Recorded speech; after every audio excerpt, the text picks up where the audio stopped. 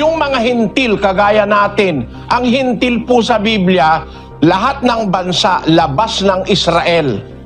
Lahat ng bansa labas noong mga inakay ni Moises, tinatawag na mga hintil. Kaya ang Pilipino, Amerikano, Hapon, tayong lahat ngayon, mga hintil tayo. Gentiles ang tawag. Kasi hindi tayo kabilang doon sa Israelites.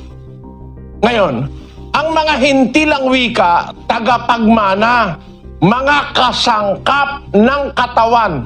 Alamin natin, alin ba yung katawan na sasangkapan ng mga hintil? Alin yung katawan? Colosas 1:18. At siya ang ulo ng katawan sa makatwid bagay ng iglesia. Ayan, si Kristo ang ulo ng katawan sa makatwid bagay ng iglesia. Yung katawan, mga kapatid, yun po ang iglesia na itinuturo sa Biblia.